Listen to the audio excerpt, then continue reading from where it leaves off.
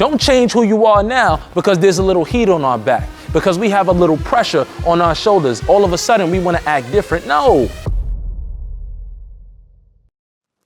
So I coach middle school basketball. I coach 7th and 8th graders. I'm the head coach, which means they're 13, 14 years old. And the other day we played in our championship game, biggest game of the year. The game starts off smooth. We're not playing the best, but we're hanging on. And if there's one thing that I've learned about middle school basketball, it's that the refs are absolutely terrible. They're horrible. I've never seen worse officiating in my life. They're really, really bad. We all notice, the coaches notice, the players notice, and the fans notice. My point guard, he's probably our best player.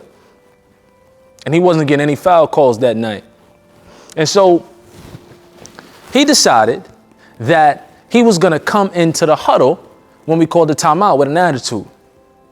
So I call a timeout. He comes into the huddle and he says, "Man, I'm so tired of this. These refs aren't calling no effing fouls."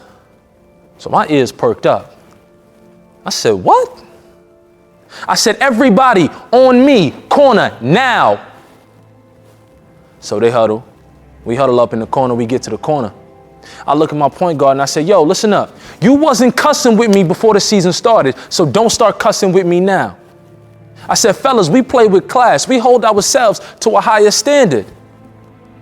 I said to my point guard, I said, "Brother, if you wanted to start cussing, you needed to start cussing on day one. Don't change who you are now because there's a little heat on our back, because we have a little pressure on our shoulders. All of a sudden, we want to act different. No. Now is the time to double down. Now is the time to take ownership of this situation and let's move. Let's do something. Now is the time to strap in, locked and loaded, so we can push forward. Now is not the time to crumble and break. Not on the biggest game of the year. Not when it matters most. Not when your parents are here. Not when your coaches are rooting for you. Not when you've put in all the work to get here. Now is not the time to fold. Now is not the time to crumble. The game goes on. And we're hanging on by a thread. We're not doing so good. We're down by 10, and it gets to a point in the fourth quarter where we have to accept our fate. We realize we ain't going to come back and win this game. The buzzer goes off. We go and we shake hands with the opposing teams. I look back and I tell my players the most important thing I've probably told them all season. I said, pick up the chairs and I'll pick up the trash. I didn't tell them, fellas, I loved coaching you. That wasn't the first thing out of my mouth. I didn't say, you guys played a great game. That wasn't the first thing out of my mouth. I didn't say, dang it, we'll get them next time.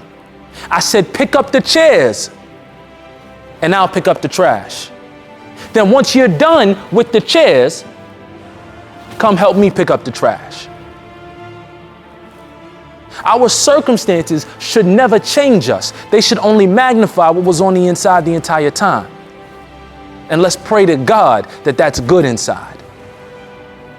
You see, we have to remember that our situations, our external circumstances, they are just that. They are circumstances. They don't define who we are, nor should they ever define who we are.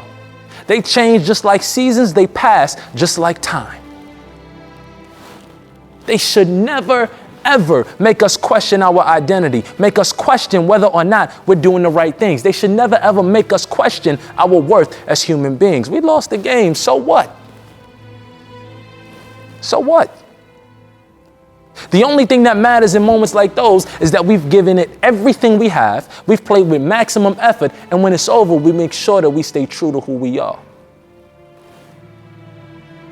When it's over, we make sure that we stay true to who we are. That's what's most important.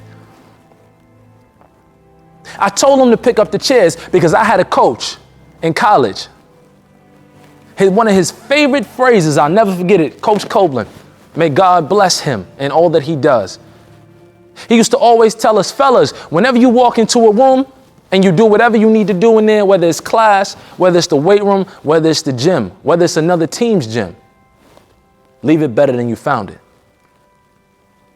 That was his phrase. Leave it better than you found it. And so when it was time for me to now set an example, set a standard for my young boys, it was like muscle memory.